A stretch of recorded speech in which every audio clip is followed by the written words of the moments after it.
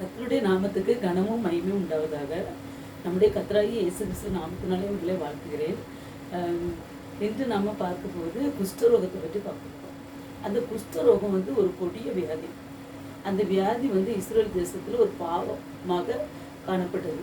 அந்த இஸ்ரேல் ஜனங்களை கானான் தேசத்துக்கு கொண்டு போவதற்காக அந்த வனாந்தரத்தில் அவங்க கடந்து போகும்போது தேவனுடைய கட்டளையின்படி அந்த இஸ்ரேல் மக்களுக்குள்ள யாருக்காவது ஒருத்தருக்கு குஷ்டரோகம் வந்துட்டுனா உடனே அவங்கள பாளையத்தை விட்டு புறம்பாக அவங்கள தங்கியிருக்கிறதுக்கு சொல்லிடுவாங்க. அவங்கள மக்கள் குடியிருக்கிற இடத்துல அவங்க ஏற்றுக்கிடவே மாட்டாங்க. அந்த புறம்பான அந்த பாளையத்தில் தான் இருக்கணும். பாலடைந்த கட்டடங்கள், மனுஷர் வசிக்க முடியாத அந்த காடு மாதிரி இருக்கிற இடம், அந்த கல்லறைகள் இருக்கிற இடம், அப்படிப்பட்ட இடங்கள்ல தான் அவங்க இந்த குஷ்டரோகிகள் காணப்படுவாங்க. வீட்டிலேருந்து யாராவது சாப்பாடு கொண்டு போனால் தூரத்துலேருந்தே சத்தம் கொடுப்பாங்க. அப்போ அந்த குஷ்டரோகியும் சத்தம் கொடுப்பான், தீட்டு தீட்டு தீட்டு அப்படின்ட்டு.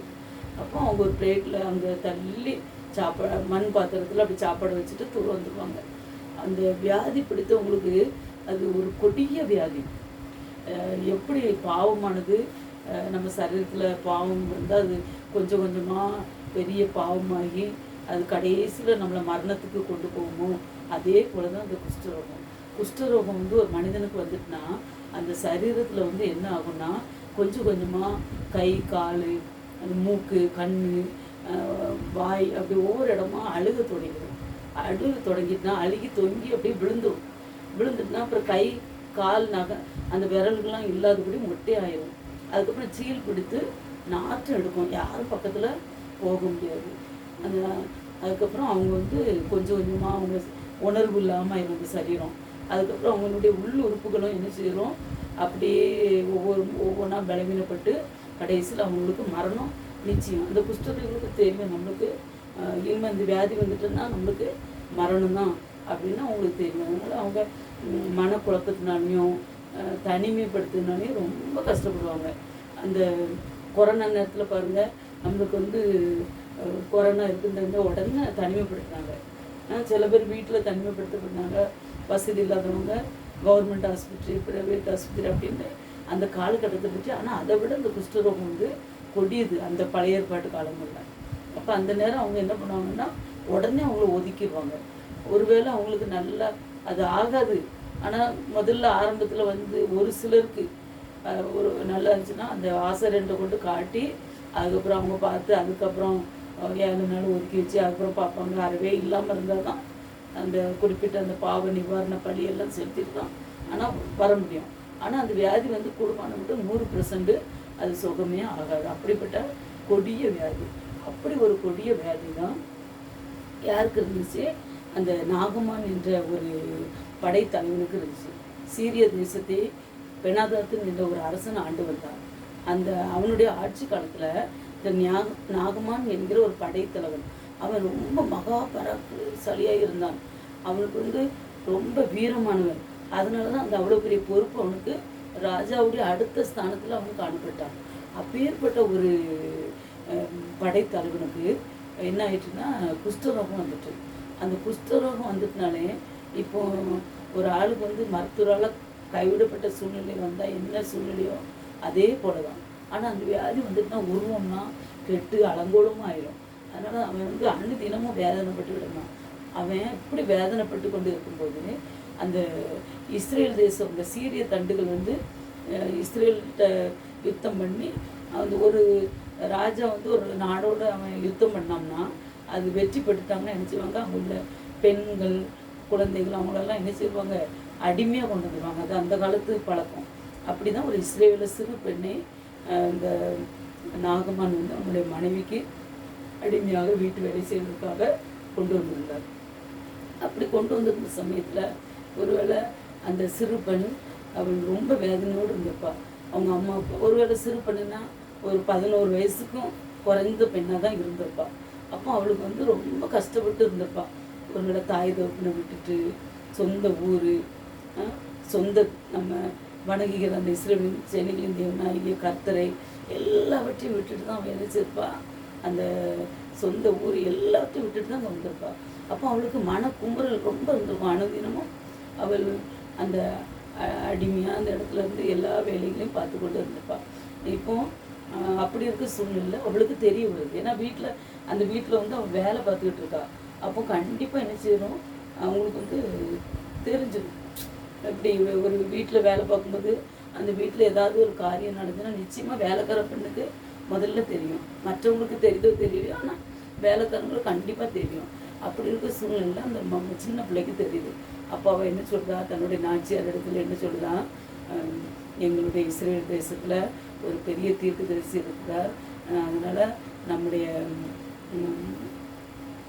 ஆண்டவனையே அங்கே கூட்டிகிட்டு போங்க, அங்கே போனால் நிச்சயமாக அவர் இந்த குஷ்டரோகம் சுஸ்தமாயிரும் அப்படின்னு அவள் சொல்லுதா. இப்போ வந்து இப்போ நம்மளை கூட இந்த உலகத்தில் ஒரு பெரிய பணக்காரண்ட ஒரு வீட்டில் வேலை செய்ய சொன்னால் ஒரு வேலை என்ன செய்வாங்க, இவ பேச்சை நம்ம கேட்கவான்னு அசட்டை பண்ணுவாங்க. சிலவங்க என்ன சொல்லுவாங்க, அடுத்தவங்கள்ட்ட பெரும்பாலும் வியாதி வந்து வெளியே சொல்லவே மாட்டாங்க. அது வியாதி வந்து எல்லாத்துக்கும் வரக்கூடியது தான். ஆனாலும் சிலவங்க என்ன செய்வாங்க, இது ஒரு அவமானம் ஆயிடும்ட்டு வெளியில் யார்ட்டையுமே சொல்ல மாட்டாங்க. கிறிஸ்தவர்கள் கூட இந்த சிலவங்க என்ன செய்வாங்க, ஜெப குறிப்பில் கூட அதை சொல்ல மாட்டாங்க. சொன்னால் எல்லாருக்கும் தெரிஞ்சிடும், அதனால் எல்லோரும் நம்மளை ஒரு மாதிரி பார்ப்பாங்க அப்படின்ட்டு சொல்ல மாட்டாங்க. மறைமுகமாக பாஸ்டர்கிட்ட கூட அவங்க என்ன சொல்ல மாட்டாங்க. கடைசியில் முடியாத கட்டத்தில் உயிர் போகும் தருவானவை தான் வெளியே தெரியும்.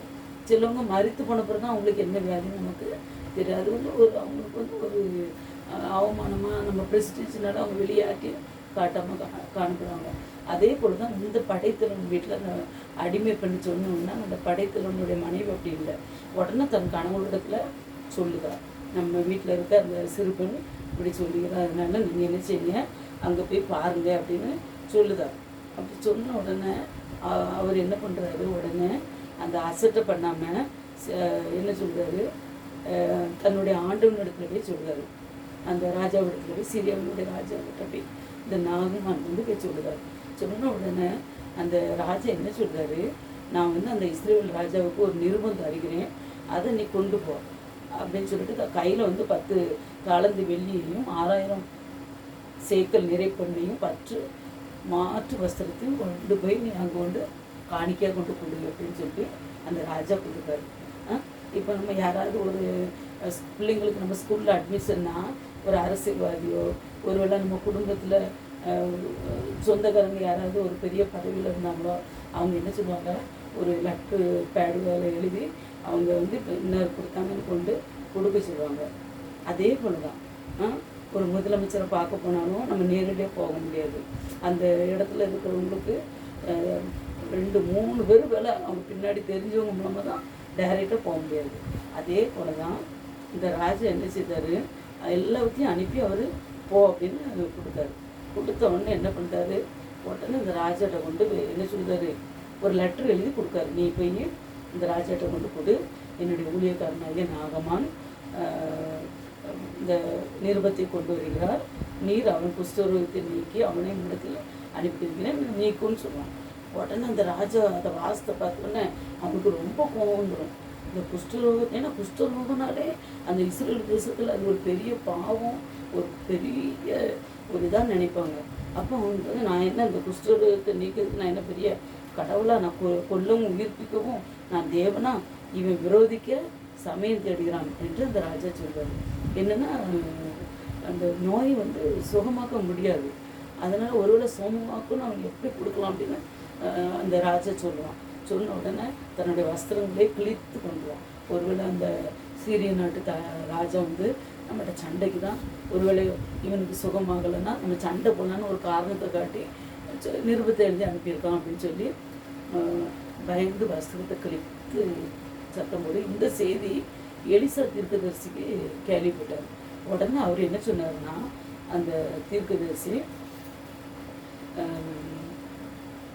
இஸ்ரவேலிலே தீர்க்கதரிசி உண்டு என்பது அறிந்து கொள்ள வேண்டும் அப்படின்னு சொல்லி அந்த நாகமானை அனுப்புங்க அப்படின்னு சொல்கிறாரு எலிசா. அப்போது நாகமான் என்ன சொல்கிறான், குதிரைகளோடும் ரதங்களோடும் எலிசாவின் வாசற்படியில் வந்து நிற்கிறான். அப்போ உலக பிராரமாக நம்ம வந்து ஒரு டாக்டர்கிட்ட எங்கேயோ போனால் ஒரு பெரிய அதிகாரி வரும்போது அவங்க வந்து அந்த டாக்டரே எழும்பி நின்று நினைச்சுவாங்க, உரிய மரியாதை கொடுப்பாங்க. அப்படி கொடுத்து தான் இது பண்ணுவாங்க. அதே போல் ஒரு பெரிய ஊழியக்காரனை சந்திக்க போனால் என்ன செய்வாங்க, ஒரு பெரிய ஒரு அதிகாரி வந்தால் என்ன செய்வாங்க, அந்த ஊழியக்காரங்க உடனே உள்ளே வாங்கன்ட்டு ரொம்ப மரியாதை கொடுப்பாங்க. ஆனால் இந்த எலிசா தீர்க்கதரிசி அப்படி இல்லை. ஒரு ஆளை சொல்லி அனுப்பி அனுப்புகிறாரு. அவர் போய் என்ன செய்யுங்க, அந்த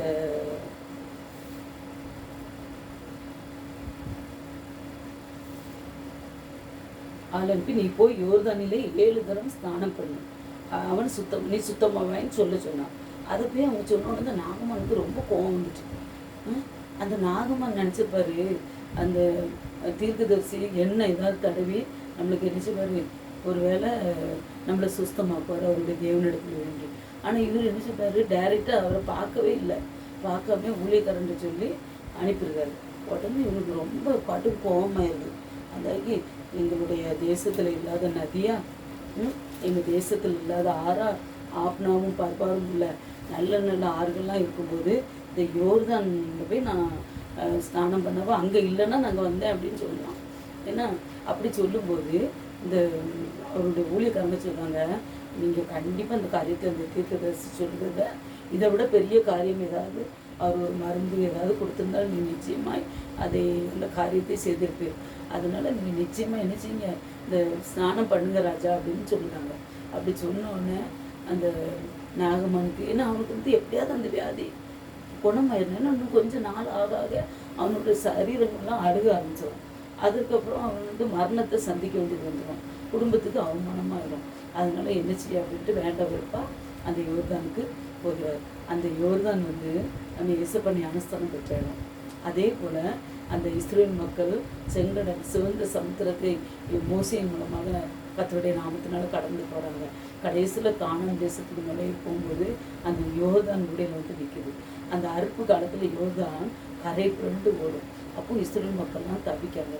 அப்போ யோசுவாவோட கர்த்தர் பேசி யோசுவா அந்த ஆசிரியர்களுடைய அந்த உடன்படிக்கை பெட்டியை சுமந்து போகிறவங்க கால்களை தண்ணீரில் யோர்தானில் நிற்க சொல்கிறாரு. எல்லா ஜனங்களும் கரையை கடக்கிற வரைக்கும் அந்த யோர்தானுடைய தண்ணீர் நினைச்சிருச்சு, 2 பக்கம் குவியலாய் நின்றது. அதுக்கப்புறம் அந்த ஆசிரியர்களோட உடன்படிக்கை பெட்டி கரையில் அந்த கால் தரையில் நின்ன பிறகு தான் பழையபடி ஆறு அப்பேற்பட்ட யோர்தான் ஆறு. அந்த யோர்தான் ஆறு எலிசா தீர்க்கதரிசி கூட அந்த எலியா தீர்க்கதரிசி பதவி ஏறும்போது அந்த எலிசாவின் தேவன் எங்கே, எலியாவின் தேவன் எங்கே என்று சொல்லி அந்த எலியாவின் மேலிருந்து இவர் மேலே விழுந்த அந்த சால்வை வைத்து அடிக்கும்போது அந்த யோர்தான் நதி அப்படியே குவியலாச்சு. அதே மாதிரி தான் அந்த யோர்தான் நதி அவ்வளோ பிரசித்தி பெற்றது. ஆனாலும் அந்த நாகமானுக்கு அந்த யோர்தான் நதி அவ்வளோ அருமையாக தெரியல. இருந்தாலும் என்ன செய்ய அப்படின்ட்டு தீர்க்கதரிசி சொல்கிறாரு அப்படின்னு சொல்லிட்டு என்ன செய்தான், 7 முறை ஸ்நானம் பண்ண போதும் ஒவ்வொரு முறையும் அவன் மூழ்கி எந்திக்க என்ன செய்தான், சரீரத்தை பார்ப்பான். ஒரு முன்னேற்றமும் இல்லை அவனுக்கு. அவன் மனசில் நினச்சிப்பான், முதல்ல முங்கச்சொல்ல நினச்சிப்பான் கொஞ்சமாவது நம்மளுக்கு மாறி இருக்கும்ட்டு. ஆனால் மாறலை. 2வது நேரம் பார்த்தா மாறலை. ஒருவேளை நம்ம திரும்பி போயிடலாமான்னு நினச்சிருப்பான்.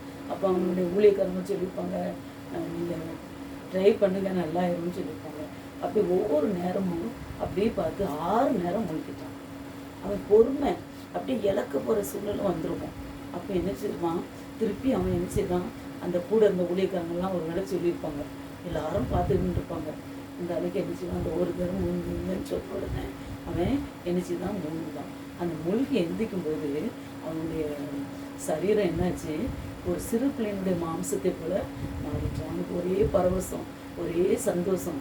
உடனே அவன் என்ன சொன்னான், அந்த தேவனை, அந்த சுகம் கொடுத்த அந்த தேவனை அவன் என்ன செய்தான், அப்படி கண்களை திறந்து பார்க்கும்போது அவன் என்ன செய்தான், அந்த தேவனை அவன் ஆராதிக்கிறான்.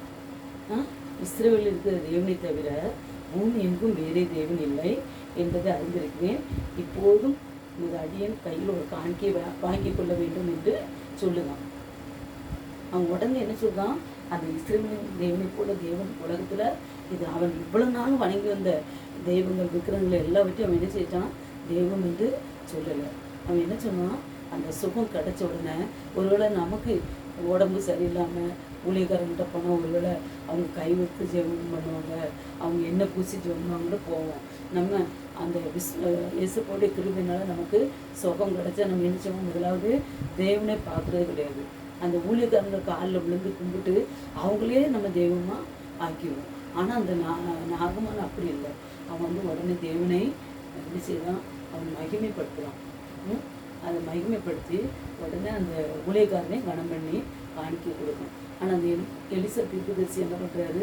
அந்த காணிக்கையை வாங்க மறுக்கிறாரு. ஆனால் இந்த காலத்தில் இந்த சூழ்நிலை இப்போ அது கிடையாது. வாயினாலே கேட்டு வாங்குறவங்க உண்டு. ஆனால் எலிசா தீர்க்கதரிசி அதை வாங்குறதுக்கு என்ன செஞ்சாரு? மறுத்து விட்டார். ஏன்னா சுகம் கொடுத்த கர்த்தர்.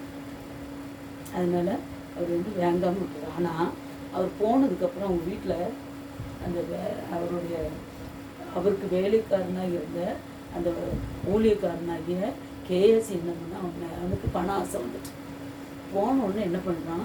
அந்த அழகி அந்த பின்னாடியே போய் என்ன செய்தான்? இப்போ தான் என்னுடைய ஆண்டவனை தேடி 2 பேரும் வந்தாங்க. அவங்களுக்கு கொடுக்கறதுக்காக ஒரு மாற்று வஸ்திரமும் என்ன செய்தான்? 2 மாற்று வஸ்திரமும் 2 தாளந்து வெள்ளியும் நீங்கள் தாங்க அப்படின்னு கேட்பான். உடனே அவன் என்ன செய்தான்? அந்த நாகமனுக்கு ஒரே சந்தோஷம். உடனே என்ன பண்ணுறான்? அவன் கேட்டதை விட 2 மடங்கு என்ன செய்தான்? கொடுக்கான். கொடுத்துட்டு அவன் வாங்கி அதை வீட்டில் பத்திரப்படுத்தி வைத்துட்டு எலிசா தீர்க்கதரிசிட்டு அந்த வேலைக்காரனாகிய கேஎஸ்சி வருகிறார். அப்போ வந்த உடனே கேஎஸ்சி என்ன சொல்கிறாரு? நீ எங்கேருந்து வருகிறாய் என்று கேட்குறாரு. ஏன்னா ஆண்டவருடைய ஊழியக்காரருக்கு ஆண்டவர் எதையும் மறைப்பது இல்லை. அப்போ அந்த எலிசா தீர்க்கதரிசி அந்த நாட்களில் ஒரு வல்லமையுள்ள தீர்க்கதரிசியாகி காணப்பட்டார். அவர் மூலமாக அந்த 2 ராஜாக்களை படித்து பாருங்கள். கிட்டத்தட்ட 14 அற்புதங்கள் கர்த்தருடைய நாமத்தினால அவர் செய்திருப்பார். அந்த ஒரு பெண்ணுக்கு வயதான கணவர், அவளுக்கு வந்து குழந்தை இல்லாமல் இருப்பாக்கும். அந்த வீட்டில் தான் போய் இந்த எலிசா தீர்க்கதரிசி தங்க போவார், மேல் வீட்டறையில். அப்போ அவள் என்ன செய்வா? அந்த எலிசா தீர்க்கதரிசிக்கு தங்குவதற்காக ஒரு விளக்கு தண்டு கொடுத்து ஒரு மேஜை எல்லாம் ஆயத்த பண்ணி கொடுப்பாள். அவர் போகிற நேரம்லாம் அவள் வீட்டில் அப்போ அவளுக்கு ஏதாவது குறை இருக்கா அப்படின்னு கேட்கும்போது அவளுக்கு கணவனுக்கு ரொம்ப வயசாக இருக்கும். அதனால் அவள் சொல்ல மாட்டான்னா அவள் வீட்டில் வேலை செய்கிறவங்க சொல்லுவாங்க அவளுக்கு குழந்தை இல்லைன்ட்டு. அப்போ இந்த எலிசா தீர்க்கதரிசியுடைய வார்த்தை நிமித்தம் கர்த்தர் அவளுக்கு ஒரு ஆண் குழந்தையை கொடுப்பார். அந்த ஆண் குழந்தை பின்னால் ஒரு நாள் தலைவலிக்குன்னு சொல்லிட்டு மறிச்சிடும். அந்த சூழ்நிலையில் அந்த எலிசா தீர்க்கதரிசி அந்த பையனை நினைச்சுவார், உயிரோடு எழுப்பார். அப்பேற்பட்ட வல்லமை உள்ள தீர்க்கதரிசி.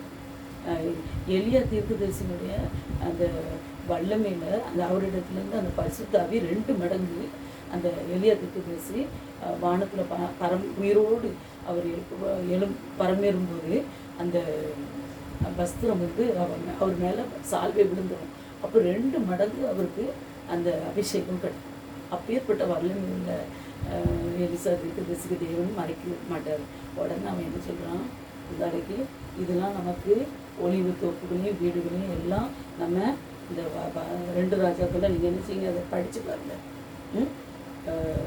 அந்த மனுஷன் உனக்கு எதிர்கொண்டு வர தன் ரதத்திலிருந்து இறங்கி திரும்பும்போது என் மனம் உன் கூட செல்லவில்லையா?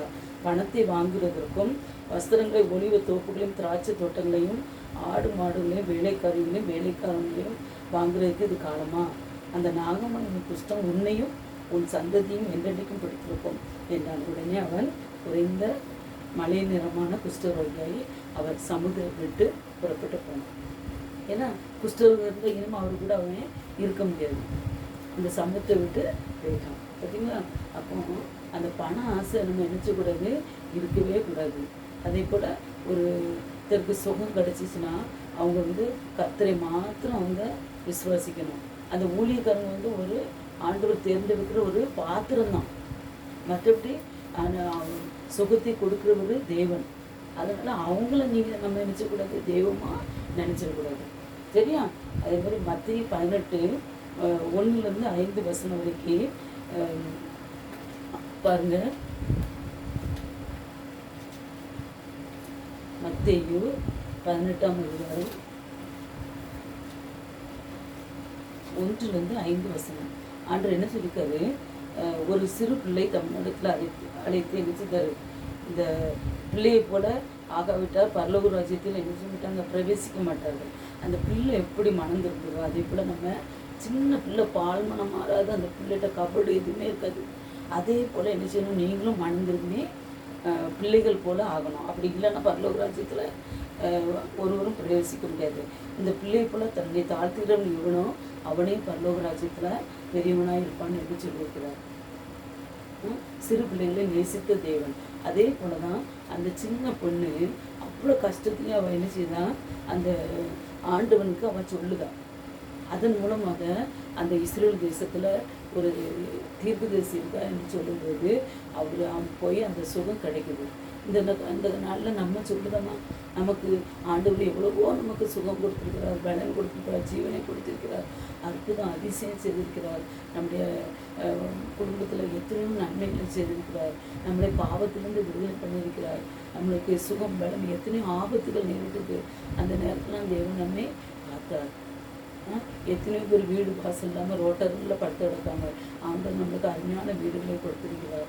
ஆண்டவர் நம்மளுக்கு எவ்வளவோ நன்மைகளை நமக்கும் நம்முடைய பிள்ளைகளுக்கும் செய்திருக்கிறார். நம்ம போய் யார்ட்டையாவது சொல்லியிருக்கோமா, அந்த சிறு பெண்ணை பாருங்க, அந்த அவளுடைய தேசத்தில் அவள் வணங்குகிற அந்த இஸ்ரவேலின் சேனையிலிருந்து என்னாகிய கர்த்தர் பெரியவர் என்று அவள் என்ன செய்தா சொல்லுகிறாள். அதன் மூலமாக அந்த நாகமானுக்கு சுகம் கிடச்சி அவன் அந்த இடத்துல போய் என்ன செய்தான், அந்த சுகம் கிடைச்ச உடனே எலிசா தீர்க்கதரிசி சொல்லுவான், ஆண்டவனே நான் என்னுடைய ராஜாவுக்கு அந்த அவன் ரிம்மோன் கோயிலுக்கு போவான். அப்போ போகும்போது நானும் அவனுக்கு கூட போக வேண்டியிருந்தவன். அப்போ போகும்போது அவன் குனிந்து எழுப்பும்போது அவனுக்கு நானும் அவன் கூட சேர்ந்து குனிந்து கையிலாக கொடுக்க வேண்டியது வரும்.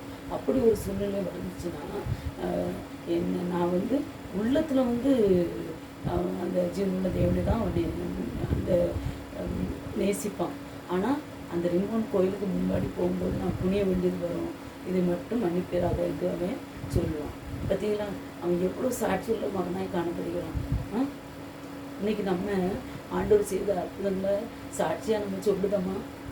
சிலவங்க ஆண்டவர் செய்த நன்மைகளை சொல்லுவாங்க, சிலவங்க சொல்லுறதுக்கு என்ன செய்வாங்க, கூச்சப்படுவாங்க. அப்படி சிலவங்க சாட்சி சொன்னால் அதை சிரிக்கிறதுக்கே ஒரு கும்பல் இருக்கும்.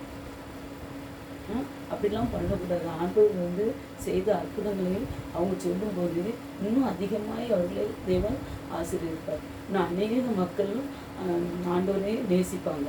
அதனால் என்ன செய்யணும், அந்த சிறு பிள்ளை கூட நம்மளும் நடந்துக்கணும். அதற்கப்புறம் அந்த படைத்தலைவன் அவங்களுடைய தேசத்துக்கு போய் அந்த இஸ்ரவேல் சேனையிலிருந்து எவ்வளோ கர்த்தரை அவன் என்ன செய்திருப்பான், பிரசித்தப்படுத்தியிருப்பான். அதே போல் நாமும் இந்த நாட்களில் என்ன செய்யணும், காணப்படணும். அதே போல் அந்த நாகமானுக்கு ரொம்ப பொறுமை இருந்தது. அந்த பொறுமையை நிமித்தம் தான் என்ன செய்திருப்பாங்க, 7 தரம் மூழ்கியிருப்பான். நமக்கு அந்த பொறுமை இருக்கா? அந்த 7 நேரம் மூழ்கிச்சுனாங்க. அதே போல் நம்மளும் என்ன செய்யணும், வாழ்க்கையில் அந்த 7 படிகள் இருக்கு ஆண்டவர் சேர்றதுக்கு. நம்ம பாவங்களை என்ன செய்யணும், நான் பாவி என்று நம்ம என்ன செய்யணும், உணரணும்.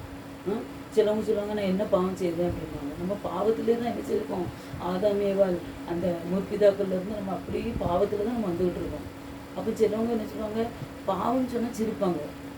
நான் என் கூட வேலை செஞ்சவங்களாம் சிலவங்கிட்ட ஏதாவது கேலி கிண்டல் பண்ணி பேசிகிட்டு இருக்கு சொல்லி நான் சொல்லுவேன், அப்படிலாம் பேசக்கூடாது அப்படின்னு சொன்னால் பிற்காலத்தில் நம்மளுக்கு நித்திய ஜீவன் ஒன்று இருக்குது, நம்ம மரணத்துக்கு அப்புறமா ஒரு நித்திய ஜீவன் ஒன்று இருக்குன்னா ரொம்ப கேலி பண்ணி என்னையே சிரிப்பாங்க. அப்படிலாம் ஒன்றும் இல்லைம்மா, இருக்கிற வரைக்கும் நம்ம என்ன செய்யணும், நல்லா ஜாலியாக இருக்கணும், நீ அப்படிலாம் பேசக்கூடாது அப்படின்னு கூட வேலை பார்க்குறவங்களாம் சொல்லுவாங்க. அநேக நெருக்கமானவங்க ஆண்டவர் அறியாதவங்ககிட்ட சொல்லும்போது, இந்த உலகத்தில் நம்ம உயிர் இருக்க வரைக்கும் நம்ம அனுபவிக்கிட்டு தான் இருக்கோம். அதனால் நல்ல பணத்தெல்லாம் நல்லா செலவழிக்கணும், ஜாலியாக இருக்கணும், நல்ல கேலி கிண்டல் பேசி சிரித்து அப்படி சந்தோஷமாக இருக்கணும். உயிர் போயிட்டுனா ஒரு செகண்டில் போயிட்டுனா அப்புறம் நம்ம எதுவுமே நம்ம செய்ய முடியாது. நம்ம அதுக்கப்புறம் அழுகிற சந்தோஷம் எதுவுமே இருக்காது, அதோட முடிஞ்சுட்டு அப்படிம்பாங்க. நான் அடிக்கடி சொல்வேன், ஏதாவது ஒரு வார்த்தை கடினமான வார்த்தை பேசும்போது நான் அதை ரொம்ப இந்த வாழைப்பழத்தில் அப்படியே மெதுவாக ஊசி இறக்குன மாதிரி நான் சொல்லுவேன். அப்படிலாம் யாரையும் கிண்டலாக பேசக்கூடாது, யாரையும் எதுவும் நம்ம சொல்லக்கூடாது, வருத்தப்படுத்தக்கூடாது. அப்படிலாம் சொன்னால் அவங்க என்ன சொல்லுவாங்க, உனக்கு ஒன்றும் தெரியாது அப்படிம்பாங்க. ஒருவேளை பைத்தியக்காரி போல் தெரியும். ஏன்னா அவங்க நம்ம சத்தியத்தை அறிஞ்சவங்களே அப்படி இருக்கும்போது அவர்களுக்கு என்ன தெரியும்? நம்ம கிறிஸ்துவ பிள்ளைகளே அனைவரும் பாருங்கள் ஆண்டவரை பற்றி அறிந்தவங்க இருப்பாங்க. ஆனால் அவங்களே என்ன செய்வாங்க? மற்றவங்கள கிண்டல் அடிக்கிறவங்கள காணப்படுவாங்க. சிலவங்களாம் இந்த ஆண்டவர்களில் நான் பெரிய பக்திமானாக இருக்கேன், மற்றவர்கள் நான் அப்படி உபவாசம் இருக்கேன், ஆண்டவருக்கு பயந்துருக்கேன், நான் தசமபாகம் கொடுக்கேன், என் சபையில் இவ்வளோ ஆட்கள் இருக்காங்க, அதே போல் நான் இத்தனை பேருக்கு ஞானஸ்தானம் கொடுத்தேன் அப்படின்னு ரொம்ப பெருமையாக பேசுகிறவங்களும் உண்டு. அப்படிலாம் இருக்கக்கூடாது. நம்ம வந்து என்ன செய்யணும்? நம்ம தன்னைத்தான் நம்ம என்ன செய்யணும்? அந்த குழந்தையை போல் நம்ம தாழ்த்தணும். அதை தான் தேவன் விரும்புகிறார். அந்த இயேசுப்பா வந்து அற்புதம் செய்வதற்காக, விசுவாசி துரத்துவதற்காக அதிகாரம் கொடுத்துருக்காரு. அப்போ சில ஊழியக்காரங்க என்ன செய்வாங்க? ஏன்ட்ட தான் அந்த வல்லமை இருக்குது, அந்த பரிசுத்த ஆவி இருக்குது, நீங்களாம் அபிஷேகம் பண்ணப்படலை, நீங்கள் வந்து பரிசுத்த ஆவி படலை, இந்த பிசாசு துரத்தை எங்களால் தான் முடியும், அந்த பிசாசு பிடித்தவங்கிட்ட கை வச்சு நீங்கள் நிற்கக்கூடாது. இப்போ எனக்கு தெரிஞ்ச ஒரு ஊழியக்காரர் கூட ஒரு குழந்தைக்கு பிசாசு வரட்டும் போது நான் கூட நின்னேன். அப்போ அவங்க சொல்கிறாங்க, நீங்கள் தள்ளி போங்கம்மா அப்படி நிற்கக்கூடாது, எங்களுக்கு தான் அந்த வல்லமை இருக்குது அப்படின்னாங்க. ஆண்டவர் அப்படி சொல்ல, தேவன் உண்டு நம்ம விசுவாசிக்கிறோம், அவருடைய நாமத்தை நம்ம என்ன செய்தோம்? விசுவாசித்து அவருடைய நம்மளை பாவங்களை அறிக்கையிட்டு நம்ம ரட்சிக்கப்படும் போது அவருடைய பிள்ளைகள். அப்போ தேவன் நமக்கு அந்த அதிகாரத்தை கொடுத்திருக்கிறார். அதனால் நம்ம என்ன செய்யணும்? அவருடைய பிள்ளைகள் ஆகிட்டோம். அப்போ நம்ம அவங்க சொல்கிறபடி இல்லை. தேவன் நமக்கு எல்லாருக்கும் போல தான் நம்மளுக்கு பெரிய ஊழியக்காரர், சின்ன ஊழியக்காரர், விசுவாசி அப்படிலாம் கிடையாது. நம்ம விசுவாசிகளுக்கும் தேவன் அந்த வல்லமையை கொடுத்துருக்கிறார். நம்ம தான் அதை பயன்படுத்தாதபடி நம்ம வந்து என்ன செய்தோம்? நம்ம மடியில் பிள்ளையை வச்சுட்டு ஊரெல்லாம் தேடுவாங்கல்ல சிலவங்க, அதே போல் நம்மகிட்ட இருக்க அந்த விசுவாசத்தை என்ன செய்வோம்? நம்ம குறைச்சிட்டு அவித்து விட்டு ஒவ்வொரு ஊழியக்காரங்களாக போய் தேடி தலையில் கை வைங்க. நானும் அப்படி தான் இருந்தேன். யாரையாவது ஒரு பெரிய ஊழியக்காரங்க கன்வென்ஷனுக்கு வந்துட்டாங்கன்னா உடனே தலையை கொடுப்பேன். எத்தனை நாளைக்கு நம்ம அப்படியே தலையை கொடுத்துக்கிட்டே இருக்கணும்? நம்ம நின்று ஜெபம் பண்ணணும். அடுத்தவர்களுக்காக நம்மளும் ஜெபம் பண்ணணும். தேவன் நிச்சயமாய் நமது மூலமாகவும் ஆண்டவர் நிச்சயவார் விசுவாசங்களை துரத்துவார், அற்புதங்களை செய்வார், நோய்களை சுத்தமாக்குவார். அப்போ நம்ம என்ன செய்யணும்? பாவத்தை உணரணும், அப்படி ரத்தத்தினால கழுவப்படணும். அதுக்கப்புறம் என்ன செய்யணும்? நம்ம வந்து நம்ம பாவத்தை வந்து பழையபடி திரும்ப அந்த பாவத்தை செய்யக்கூடாது. இயேசுப்பா தான் நம்மளை மன்னிக்கிறாங்களா அப்படின்னு சொல்லிட்டு திருப்பி திருப்பி திருப்பி திருப்பி பாவம் செய்து நம்ம இயேசுப்பா வந்து எத்தனையோ திருப்பி ஒரு மன்னிப்பு கொடுக்குறது தான். ஆனால் பாவம்னு தெரிஞ்சு நம்ம திருப்பி செய்தோம்னா அவருடைய மன்னிப்பு வந்து அது ரொம்ப கஷ்டம்தான். ஏன்னா நமக்கு தெரியாத தவறை செய்தால் அவர் மன்னிப்பார். தெரிஞ்ச தவறையே திருப்பி திருப்பி செய்தால் அது ரொம்ப கஷ்டம். அதனால என்ன செய்யக்கூடாது? நம்ம மனதை கல்லாக்கி அதை வைத்து கொள்ளக்கூடாது. அப்போது இயேசுப்பா நமக்கு வந்து ரத்தத்தை சிந்தினார் அவர் சிலுவையில் அப்படின்னு சொல்லிட்டு அவர் எத்தனை தந்தாலும் நம்மளை மன்னிப்பார். நம்ம அசால்ட்டாக இருக்கக்கூடாது. திடீர்னு இன்று ராத்திரியில் அவர் வந்துட்டால் நம்ம நிலைமை என்ன ஆகும்? அதனால் அவர் நம்ம உடலில் உயிர் இருக்க வரைக்கும் மன்னிப்பு, அதுக்கப்புறம் கிடையாது. எல்லாருக்கும் அந்த கிருபை கிடைக்காது. சில நேரம் திடீர்னு நேற்று பார்த்தவங்க இன்றைக்கி இருக்க மாட்டாங்க. நான் நாளைக்கு மன்னிப்பு கேட்டுவிடுவேன், நான் இன்னும் எனக்கு வயசு இருக்குது, எங்கள் அம்மாலாம் 80 வயசு 90 வயசு வச்சுருக்காங்க, நானும் அந்த வயசு வரைக்கும் சாவேன், அது வரைக்கும் நான் பாவம் செய்வேன் அப்படிலாம் சொல்லக்கூடாது. யாருக்கு சின்ன பிள்ளைலேருந்து பெரியவங்கலேருந்து யாருக்கு எந்த நேரம் எந்த முடிவு இருக்குன்னு நம்மளை சொல்ல முடியாது. அதனால் நம்ம ரட்சிக்கப்பட்டு பாவத்தை உணர்ந்து ரட்சிக்கப்பட்டு அவருடைய ரத்தத்தினால கழுவி அந்த நாள் என்ன செய்யணும்? ஞானஸ்தானம் பெறணும். ஞானஸ்தானம் பெற்று நம்ம என்ன செய்யணும்? மற்றவர்களுக்கு நம்ம பெற்ற இன்பத்தை மற்றவர்களுக்கும் சொல்லணும். அதே போல் நம்மளுக்கு பொறுமை காணப்படணும். இந்த கிறிஸ்தவர்கள் இப்போ எனக்கும் அப்படி தான், யாராவது ஒரு வார்த்தை சொல்லிட்டாங்கன்னா உடனே கோவம் வந்துடும்.